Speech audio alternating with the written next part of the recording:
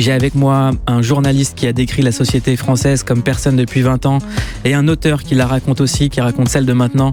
J'ai Cher du magazine Get Busy et Giorgio. Comment ça va ? Très bien. Bonsoir Cher. Bonsoir. Ça va bien.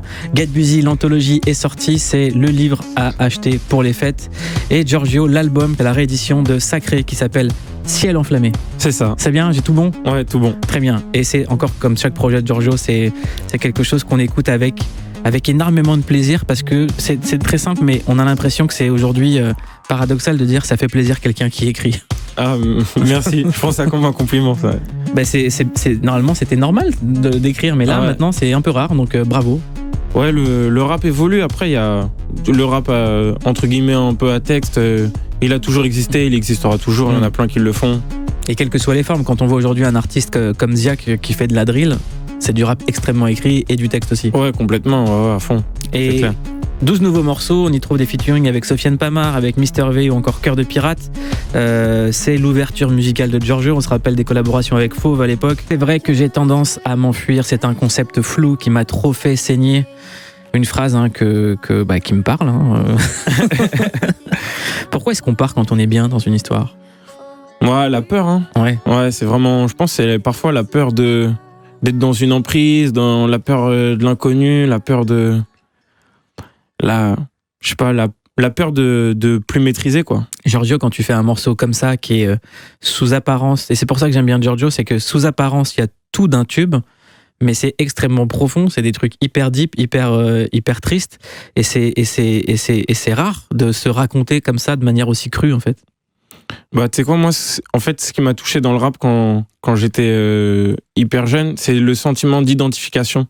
C'est vraiment ce que j'ai trouvé de plus fort dans le rap. Autant dans la rébellion, dans les fantasmes, dans l'idée de raconter sa vie, et c'est ça qui m'a le plus parlé. Du coup, depuis que j'écris et que je rappe, c'est ce que je veux faire, c'est qu'on puisse se retrouver dans ma musique, que ça puisse parler aux autres. Et je trouve que finalement, plus t'es intime et vrai, plus on peut se retrouver. Plus ça peut parler à énormément de personnes, paradoxalement. Il y a deux choses dans ce nouveau projet. Il y a une mise à jour en termes de son et une mise à nu en termes de texte. Là, on peut parler de mise à nu en fait. Ouais, complètement. Bah, c'est ce que j'ai essayé de faire le plus possible, le fond et la forme, quoi. Que ça soit, j'ai pas envie que ça soit chiant. J'ai envie que ça soit des belles chansons, des beaux morceaux, qu'il y ait du style, etc. Mais en même temps, dans mes textes, j'avais envie de me livrer le plus possible et qu'il n'y ait pas de barrière, quoi. Parce que très peu d'artistes arrivent à raconter leur peur. Parce que on peut raconter ses fragilités, on peut raconter ses échecs. Beaucoup d'artistes racontent leur trahison amicale, sentimentale, les douleurs. Là, c'est d'avouer des peurs. J'ai l'impression que c'est beaucoup plus dur, en fait. De dire, voilà, je suis pas un bonhomme, j'ai peur. J'arrive pas à m'engager. Ouais, bah... pour moi, la peur, c'est un sentiment auquel on est confronté constamment, en fait. Qui ramène le stress, l'anxiété, plein de choses.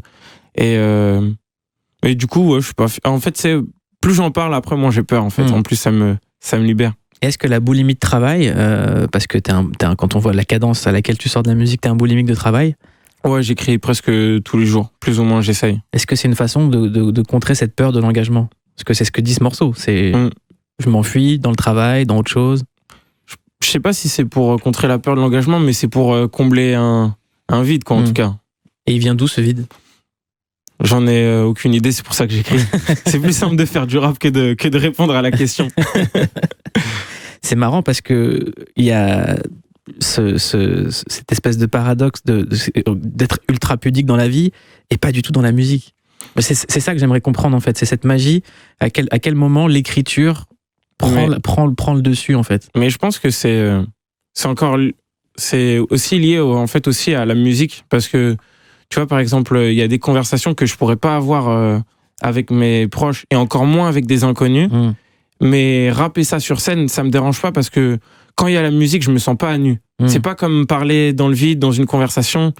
Le fait qu'il y ait, je sais pas, peut-être des rimes, même un flow, un beat, et bah, pour moi, ça change tout. Et je me sens protégé par le rap. Parce que le rap, c'est ma culture, c'est moi, quoi. Ça a été quoi ton premier contact avec le rap. Ouais, et ou avec la culture hip-hop. Avec la culture hip-hop. Ça a été lié via le basketball, quand je faisais du basket. Et parce que moi, mes parents, ils ont grave une culture rock. Du coup, en primaire, etc., j'écoutais plus du rock. Il y a quelques morceaux de rap qui étaient arrivés chez moi, genre DC's et tout. Mais après, c'était 50 Cent. D'accord. Mais sauf que moi, en fait, tu sais, quand je fais un truc, je le fais à 10 000%. Ça veut dire que j'ai kiffé 50, Eminem, Ludacris, les trucs comme ça et tout. Donc tu faisais des pompes à l'envers dans une salle? Non, non, mais j'aurais bien aimé. Bien sûr, ce clip, le clip d'Indad Club. Tu sais que j'avais le single et tout. Et le CD de titre. Ouais, c'est ça. Et après, je suis tombé dans le rap français. Et en fait, ça veut dire dès 14 ans, après les cours, moi il y avait internet chez moi et tout. Et du coup, après les cours à 14 ans, j'allais sur des forums. Et je me disais, qu'est-ce qu'il faut que j'écoute dans le rap? Après, ça veut dire que dès 14-15 ans, j'écoutais Fab, Ideal J, Lunatic, en fait, Express D. Et j'allais sur les forums genre Rap 2K, après sur des sites, je sais plus si vous vous rappelez, Rap Impulsif, où il y avait tous les rappeurs underground et tout. En plus, c'était, quand j'étais au collège, c'était grave l'époque des rappeurs qui allaient vendre leur sap à Clignancourt, etc. Genre dédicace à Alpha 520. Tout ça. Exactement. Et du coup. Et à Marseille. Ouais, évidemment, au Triangle de la Galère. Et tu sais que j'avais fait un morceau avec. Tu sais que la première fois que j'étais en studio, c'est Zaref de Triangle de la Galère qui m'avait ramené dans un studio à Saint-Denis. Dédicace à Zaref. Comment ça s'est passé? Avec des potes à moi d'Aulnay. Et bah, en fait, moi, je rappais avec un gars à moi d'Aulnay qui s'appelait Wallaz. On avait monté un groupe. Et donc, on avait un Skyblog Music, on mettait nos premiers morceaux et tout. Et il m'avait dit, ouais, moi, j'ai un contact qui connaît Zaref, tout ça. On l'avait capté au puce de Clignancourt et tout. Et il avait dit, vas-y, les petits frères, on peut faire un morceau et tout. Et après, il nous avait ramené à un studio à Saint-Denis. L'ingé son, il s'appelait Lester. Après, il avait monté son studio pas loin de où j'étais, à La Chapelle, qui s'appelait Les Trois Singes. Je sais même plus si ça existe encore. Et voilà, c'était il y a 12 ans. Dédicace aux truands de la galère et à tous les gens qui ouvrent encore leurs portes dans les studios à des jeunes artistes. D'ailleurs, ce qui est dingue, c'est que ça s'est passé comme ça pour Nino également, qui a 13 ans, qui frappe à la porte d'un studio et qui se retrouve des années plus tard numéro 1. Et des années plus tard, après avoir frappé à la porte du studio de Zaref, Giorgio est dans les studios d'Europe 1. 12 nouveaux morceaux, je disais avant l'émission, c'est un nouvel album. Ouais, c'est tout comme, ouais. C'est la suite de Sacré pour moi, ouais. En tout cas, c'est une preuve de générosité envers ton public et je pense qu'il fera des danses en ton honneur dans leur salon en streamant ton album, des danses, des incantations, des trucs comme ça. On parlait de la passion du rap. C'est quelque chose en fait qui t'habite littéralement de A à Z. Ouais, depuis petit en fait. Et franchement, j'aime beaucoup trop le rap. Je suis bousillé au rap. Le rap français, je le connais par cœur. En fait, moi, comme je suis plus jeune que le rap, en fait, je l'ai presque étudié, le rap. Ouais. Et vraiment, je connais tout, j'aime trop. Et en fait, quand je sais pas quoi écouter, je réécoute mes classiques. Mais en même temps, je suis toujours à l'affût de découvrir des petits jeunes, des mecs qui montent, des nouveaux projets. J'aime trop le rap. Je vais te poser la question des inconnus. C'est quoi la différence entre un bon rappeur et un mauvais rappeur? C'est quoi la différence entre un bon et un mauvais rappeur? Tu sais quoi, il y a quelques temps, je t'aurais dit, c'est ceux qui rappent dans les temps. Mais maintenant, tout le monde rappe. En fait, maintenant, tout le monde rappe bien, en fait. C'est juste, il y a des styles différents, mais en 2021, tout le monde rappe bien, vraiment. Et c'est qui les rimeurs qui t'ont mis des claques? Ou les rimeuses? Moi, j'ai pris des claques de partout, mais en termes d'écriture et de rime, le top 3 dans mes influences, c'était Hugo du TSR, Nak, à l'époque de Strict Minimum, et Lino.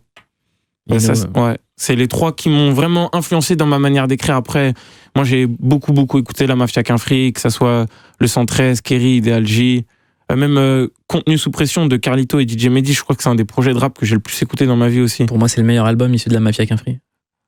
Il y a les Princes de la Ville à côté. Ouais, c'est ça. J'allais dire Prince de la Ville. Non, moi je mettrais en fait en 1, il y a Cher de Get Music avec nous, moi je mettrais le combat continu. Ouais, mais moi aussi je mettrais ça. J'ai toujours dit que c'était le meilleur album du rap français pour moi. Moi aussi.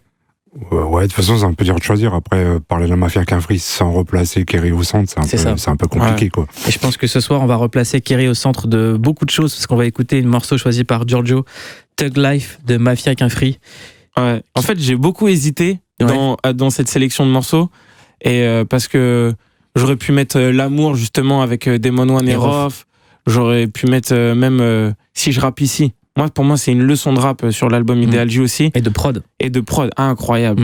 Et sinon, j'aurais pu mettre une poignée de dollars avec les bacs décalés de Kerry. Elles sont incroyables. Et le rire de Demon One. Ouais, c'est ça. Non, il est fou ce morceau. Mais en fait, Kerry James, Thug Life, ça représente bien toute la mafia qu'un free, ce morceau. Et moi, je me rappelle, je le découvre sur Internet avec un freestyle où il le fait sur une autre prod. Et ça m'avait marqué de ouf. Et ouais, c'est un morceau que je connais par cœur carrément. Et surtout que c'était à une époque où Kerry James s'était vraiment éloigné du rap, ou en tout cas faisait du rap d'une autre manière. Et tout d'un coup, il arrive avec ce texte qui est pour moi l'un des plus beaux, les plus poignants du rap français. Ouais, il est trop fort. Ça commence avec cette phrase: je les entends, tous ces Zoulous, ils parlent de nous. Et on est dans le studio avec un artiste qui a connu les vrais Zoulous. C'est Cher de Get Busy. Un ancien Zoulou repenti. Nous sommes avec un immense journaliste qui a émergé en France grâce à la culture hip-hop et qui aujourd'hui publie une anthologie qui s'appelle Get Busy, l'anthologie. Et Get Busy a commencé avec la culture hip-hop et aujourd'hui, on le voit à travers ce livre et cette anthologie, c'est quelque chose qui parcourt toute la société française et qui vous raconte réellement 25 ans de bouleversement de la société française, d'évolution, de mœurs. Et c'est porté par un journaliste qui est une de mes premières inspirations, je le dis au micro de Europe 1, c'est Cher de Get Busy. Bonjour. Bonjour, Cher, ça va? Bonjour, Mouloud. Le grand public. Bonjour, Giorgio. Bonjour. Bonsoir. On est le soir. Bonsoir. Le grand Bonsoir, public. Mouloud. Bonsoir. A découvert ton travail avec. Bonsoir. Avec Alain Chabat, avec qui vous avez réalisé le documentaire Authentique sur NTM. Get Busy, à la base, c'était un fanzine. Ensuite, c'est devenu le temps de quelques numéros authentiques avec NTM. Et ensuite, un magazine papier, Get Busy. Et aujourd'hui, une émission de télévision sur une chaîne sublime qui s'appelle Click. Et ce livre, on peut y entendre à la fois Benoît Poelvoorde, y lire Benoît Poelvoorde, une interview incroyable avec André Pousse, Thierry Ardisson, Jacques Vergès. C'est quoi la sève et le lien entre tous ces invités, en fait? J'ai envie de dire que le lien, c'est nous, c'est notre curiosité. Au bout d'un moment, effectivement, donc j'ai écouté ce qu'il disait Giorgio, à quel point il était bousillé par le rap, ce qu'on a été nous aussi.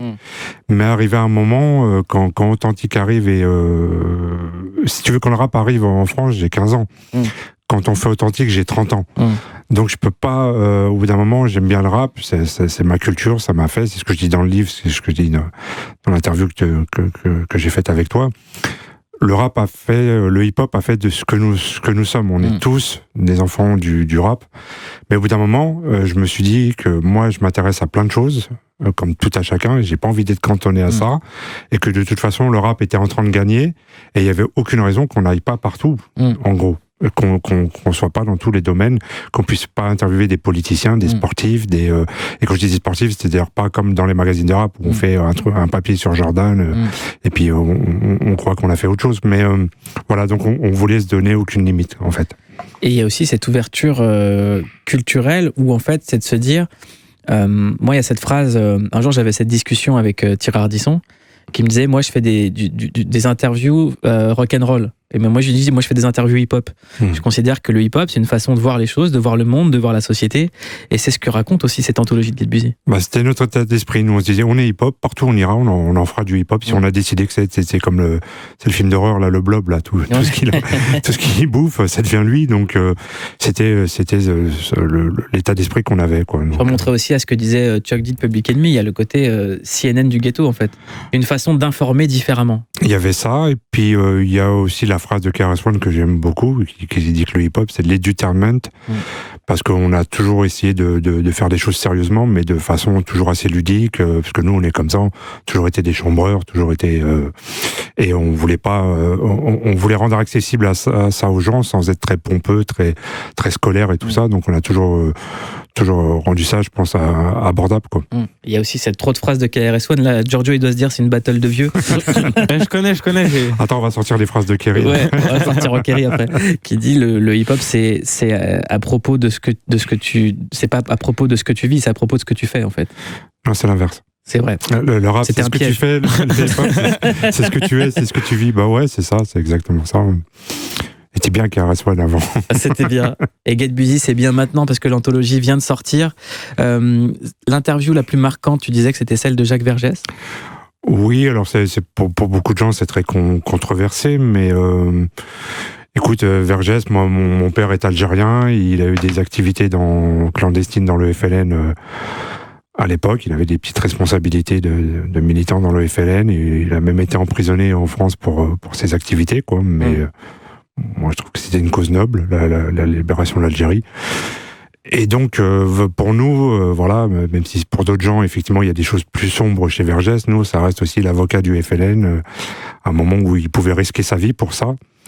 Donc voilà, donc on avait un attachement à cette personne, et au-delà des controverses, l'autre fois j'ai lu un article d'un journaliste africain qui disait une chose que j'ai bien aimé sur Vergès. On dit c'était pas l'avocat de la terreur, contrairement à ce que certains ont dit, c'était l'avocat des causes perdues. Donc voilà. Guet-Buzy, c'est pas une cause perdue, c'est une anthologie.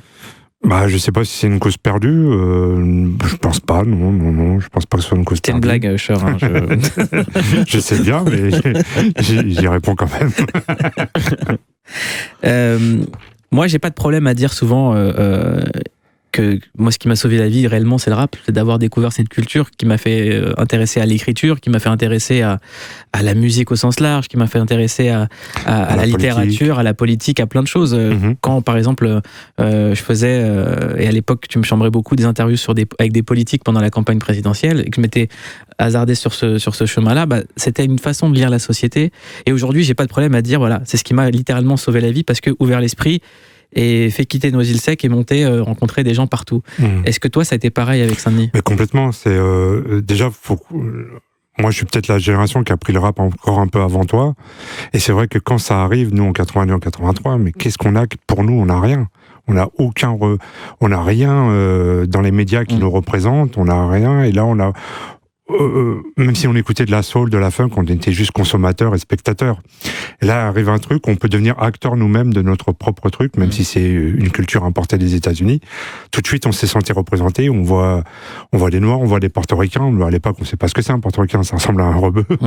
Donc, on s'identifie à ça, et tout de suite, pour moi, la chose primordiale, c'est que ça a été un appel d'air pour sortir de la cité. Parce que sinon, on traînait dans les halls et c'était pas une perspective qui m'enchantait particulièrement. Et très tôt, voilà, on a rencontré des mecs d'autres banlieues qui avaient le même parcours, le même cursus que nous, mais de Vitry, de Sarcelles, de Paris, de machin. Et on se croisait pour faire quelque chose d'intéressant qui nous emportait, qui nous a donné pas dire un sens à notre vie, mais si, quand même, quoi, quelque part. Oui, ça nous donne un sens. Moi, en tout cas, ça donne un sens à la mienne. Exactement. Giorgio ? Non, mais complètement, je suis d'accord avec vos deux discours. Hein. Moi, c'est pareil. Moi, en plus, j'aimais bien faire des conneries un peu quand j'étais jeune et tout, des petits trucs, quoi.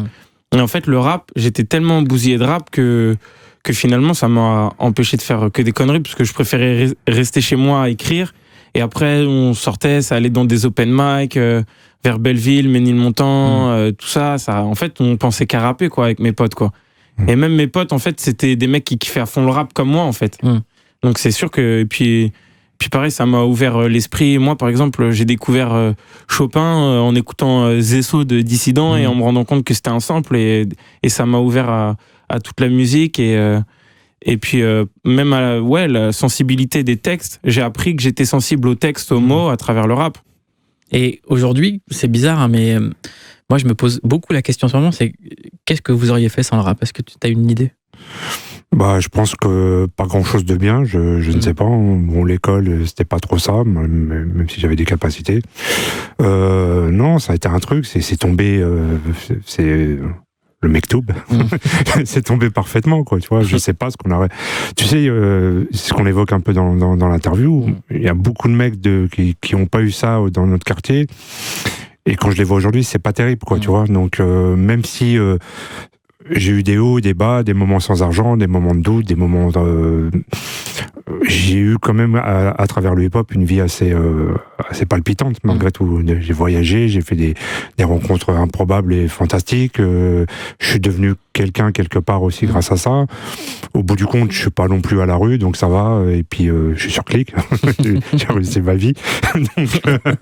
Aubergine parmesan, j'ai réussi ma life, comme dirait Oxmo. Non, mais voilà, donc j'ai pas, même s'il y a des déceptions comme dans chaque histoire d'amour, hein, mais voilà, et même si je peux paraître chambreur, un peu critique avec le rap en interne, à l'extérieur, je l'ai toujours défendu malgré tout, et je l'aimerai toujours.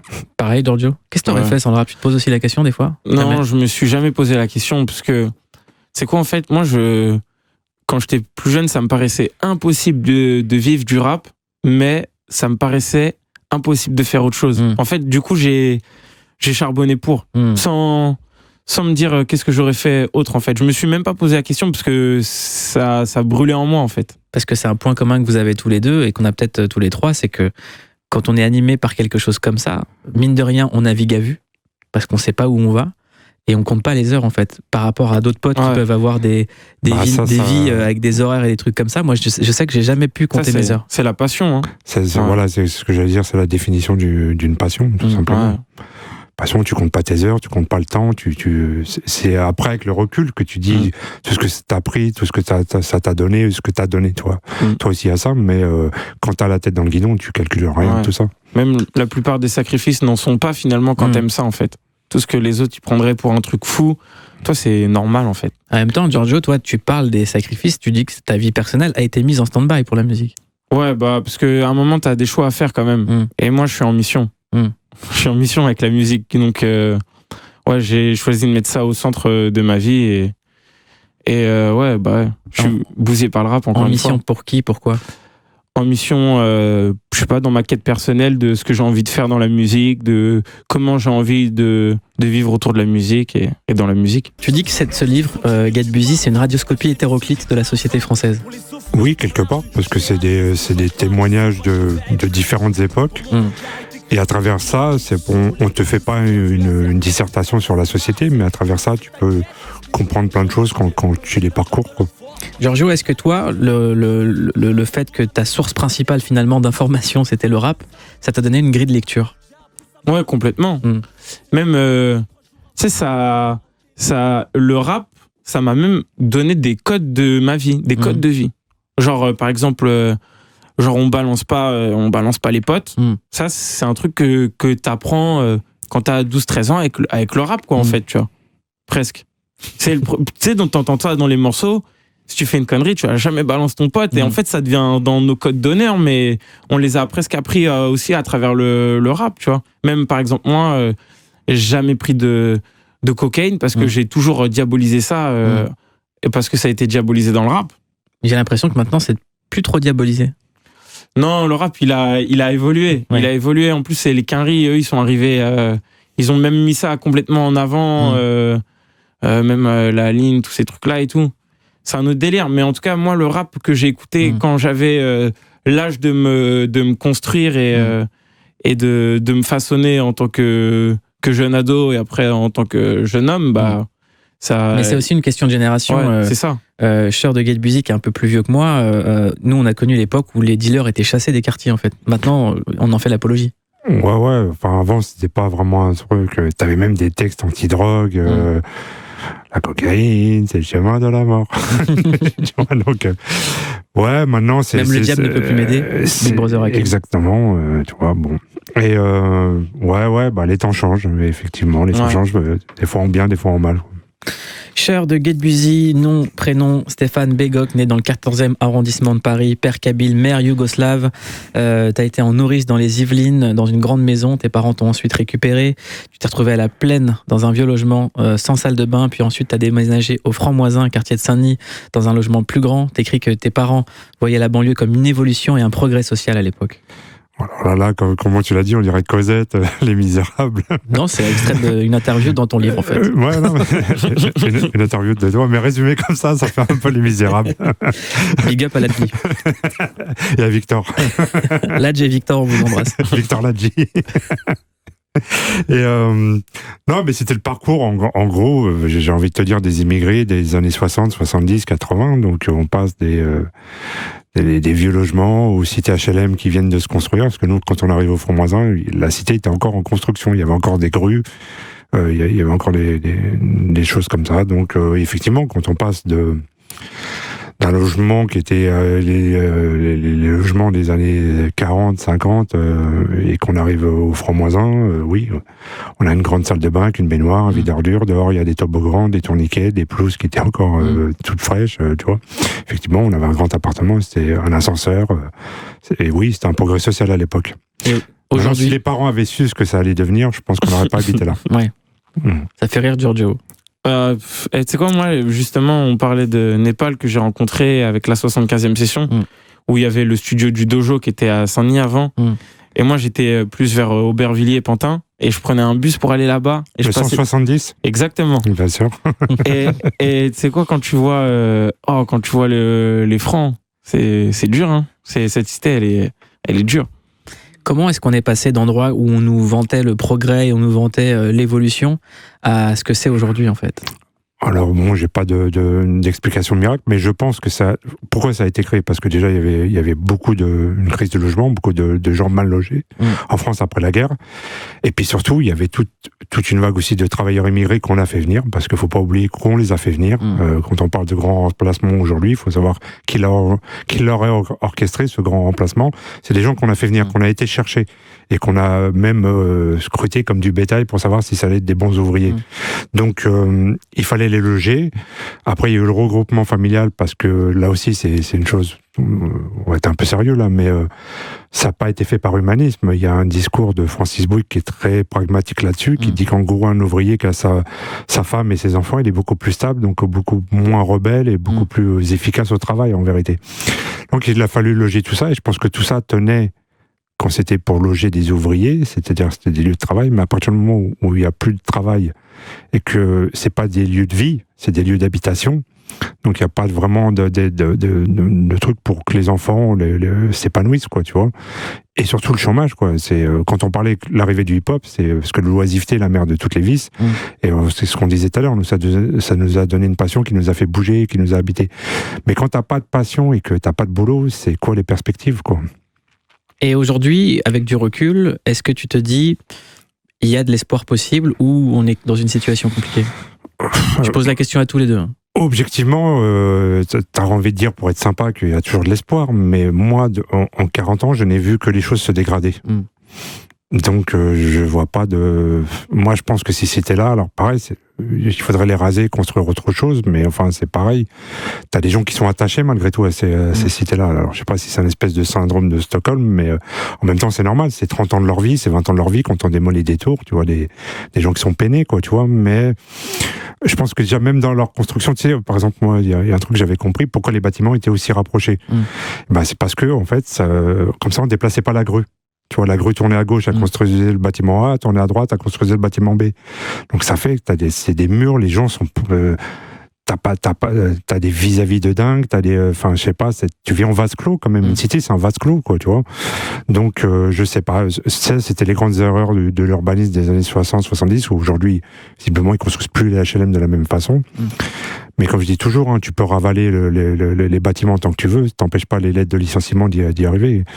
Donc, faut pas oublier que tous ces problèmes qu'on parle de Montlieu, quand on parle de Marseille, de ce qui se passe, le critère numéro 1, c'est pas l'immigration, c'est pas ci, c'est pas ça, c'est la misère. C'est la misère, c'est la pauvreté. Et logiquement, partout où il y a de la pauvreté, dans tous les pays, à toutes les époques de l'histoire, il y a du crime, il y a de la délinquance, il y a de la violence, parce que c'est la misère qui engendre ça avant tout. Giorgio, est-ce que toi, t'es optimiste pour les générations futures?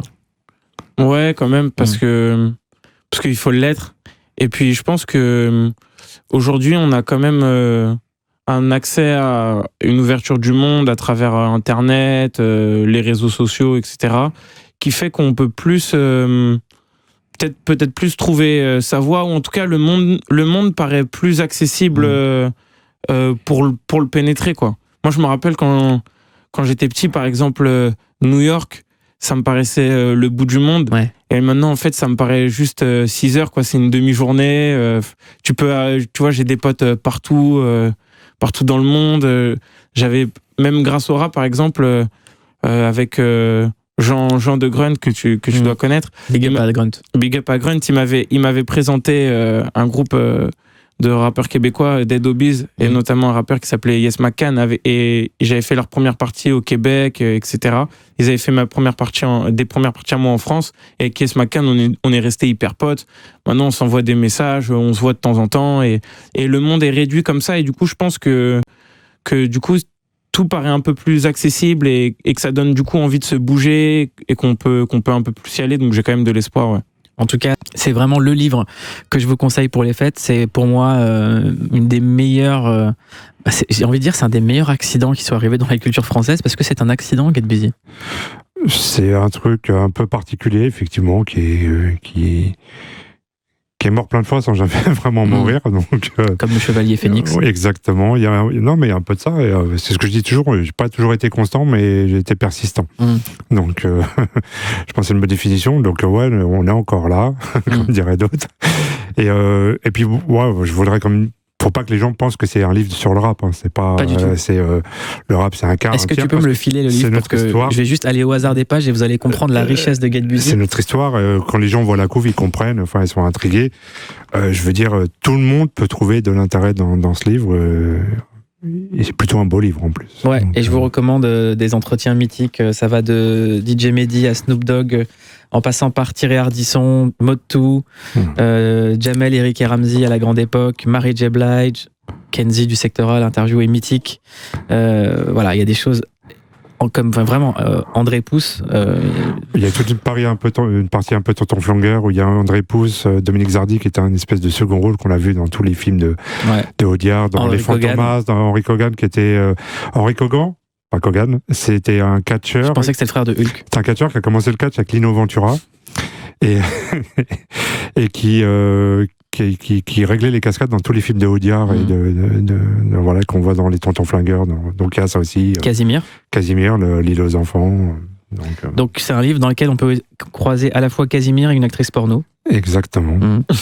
C'est un bon résumé de Busy. On y croise même Mouloud Achour, c'est dire. C'est vrai. Et Alain Chabat qui fait la préface. Ouais, préface d'Alain Chabat, puis payé de premier lecteur de Franck Hamès, qui est le créateur de SoPress, SoFoot. Mais aussi Michel Platini. Michel Platini, Socrates, grand joueur brésilien. Ouais. Voilà. Il est incroyable ce livre, vraiment je vous recommande. Get Busy, c'est le livre à choper pour les fêtes de Noël. Je le disais en préambule, ça n'existe pas jusqu'à preuve du contraire, un gros livre hip-hop qu'on peut mettre sur sa table et être fier et être content. Enfin moi en tout cas c'est mon histoire, c'est pour ça que ça me touche. Voilà. Puis honnêtement on peut dire que c'est un beau livre. C'est un très beau livre, L'interview de Marvin Hagler également. Qui nous a quittés il y a pas longtemps. Ouais, exceptionnel. C'est l'un des plus grands boxeurs de l'histoire. Ouais. Je sais pas, c'est pour moi en fait je dirais que c'est pas un livre sur le hip-hop, c'est un livre sur la culture populaire en fait, sur la culture de rue. C'est un peu ce qu'on dit, la culture, la sous-culture, mais qui est une vraie culture pour nous, quoi. Donc. C'est pour ça qu'en préambule de cette émission, on prend la phrase d'Orelsan, je suis de retour avec ma sous-culture. Et exactement, notre sous-culture, elle est plutôt pas mal, je trouve. Cette sous-culture, elle nous amène à parler également de Jacques Messrine. On t'a demandé un moment marquant et t'as voulu écouter un extrait du testament audio de Jacques Messrine. Alors pour être clair, on m'a demandé un poème et comme je savais pas quoi trouver comme poème, et je me souvenais de ce poème de Messrine qu'il a enregistré sur la musique de Midnight Express pour sa compagne Sylvia Jean-Jacques. Et il y a un côté qui est complètement désuet, qui est complètement un peu beauf, mais magnifique en même temps, bizarrement. Alors c'est pas pour une réhabilitation de qui était Messrine, c'est un long débat comme Vergès qu'on va pas faire ici. Mais il y a quelque chose. La justice s'en est chargée et la vie aussi, je crois. Exactement. Après, il y a des gens qui l'adulent, il y a des gens qui pensent que c'était qu'un sale voyou. Bon, bref. Mais il y a quelque chose de touchant, quand je dis un peu beauf, mais tellement sincère, tellement vrai. Et puis Messrine, ça reste aussi un personnage marquant de l'histoire de ces 50 dernières années en France. Et voilà, il y a quelque chose d'assez fantastique et bizarre dans ce passage. On l'écoute. Et pour l'anecdote, je l'avais samplé dans un morceau ce passage et j'avais mis un tout petit extrait. Ouais, mais c'est un vieux titre, je saurais même plus lequel, mais je me rappelle avoir fait ça. Elle est vraiment très bien cette émission. Pourquoi est-ce qu'il t'a marqué toi ce poème? Je sais pas, c'est le côté juste avant la mort, tu sais que c'est un peu la fin et tu parles un peu à cœur ouvert comme ça à ta femme. Ouais, ça m'a touché quoi. C'est hallucinant parce qu'il lui annonce quand tu écouteras ça, je serai mort. Ouais. Donc et puis il meurt après quoi. Donc il y a un côté prémonitoire qui est du mec qui sait qu'il va mourir, et donc c'est particulier. L'anthologie est disponible partout aux éditions Marabout, préfacée par Alain Chabat. C'est quoi la relation avec Alain Chabat? En fait, on avait fait le documentaire sur NTM, et puis tous les gens qui côtoient Alain Chabat, c'est quelqu'un de très, très sympathique, très gentil. Donc voilà, on n'est pas resté spécialement en contact, mais il a accepté très gentiment de faire cette préface, et ça fait plaisir. En tout cas, allez vous procurer l'anthologie de Get Busy. Giorgio, est-ce que le retour sur scène, c'est pour bientôt? Bah ouais, carrément. Là, j'ai repris les concerts, moi, depuis l'été dernier. J'ai fait le plus de festivals possible et donc voilà. Et là, je repars à partir de fin janvier. Fin janvier, je joue à Cergy, il me semble. Après, le 17 et 18 février au Bataclan. Et après, il y a des dates dans toute la France. Je les connais pas par cœur, qu'on peut retrouver sur mes réseaux sociaux, sur Internet. Donc, voilà. allez suivre Giorgio partout. Merci d'être venu, Giorgio. Ouais, merci à vous pour l'invitation. Merci à toi. Qu'est-ce qu'on peut te souhaiter ? Qu'est-ce qu'on peut me souhaiter ? On peut me souhaiter juste d'être heureux. Hein. D'être heureux, la santé. Voilà, que ça sera magnifique. Eh ben, sois heureux, mon pote. Merci. J'étais très content de te recevoir. Ouais, pareil. Sur Europe 1. Plaisir partagé. Cher, merci beaucoup. Merci à toi. L'anthologie Get Busy, je le dis, c'est une réussite. J'espère qu'il y en aura encore. Est-ce qu'il y a une envie de relancer la machine ? Forcément, parce qu'on a quand même pour l'instant un bon retour sur le livre. Après, oui, il y a toujours des projets. Après, le papier, c'est compliqué. Il faut le penser autrement que plus comme avant. Mais voilà, on a d'autres propositions d'une nouvelle boîte d'édition aussi. Oui. Merci beaucoup, cher Get Busy. Merci, Giorgio.